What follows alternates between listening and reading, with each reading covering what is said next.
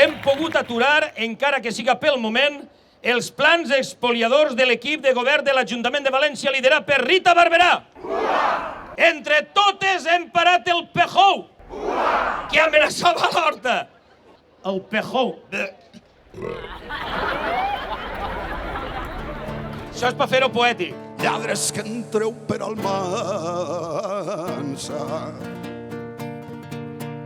no us sou lladres de saquets,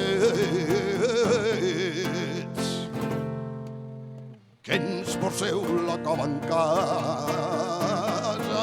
Volem l'Horta i no la terra morta! Volem l'Horta i no la terra morta!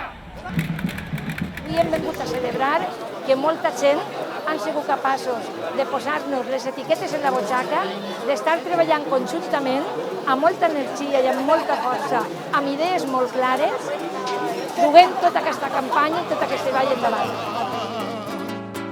Que mai voleu acabar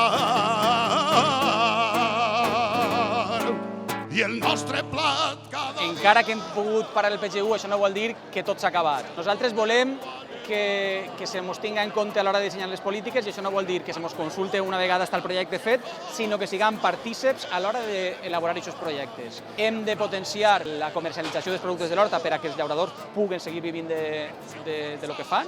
Una nova legislació que ens blinde d'alguna forma de que no qualsevol govern o qualsevol ajuntament comença a fer plans generals que no tenen res que veure en la realitat o que van en contra del bé comú. El mes que ve farà 14 anys que en esta mateixa plaça van fer un crit de dignitat per la dignitat dels llauradors de l'Horta. Se'n recordeu?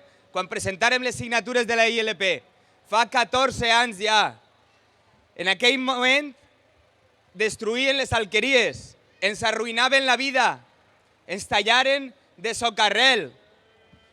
Però hem rebrotat de les arrels i avui estem ací en un crit d'esperança que és Horta és futur.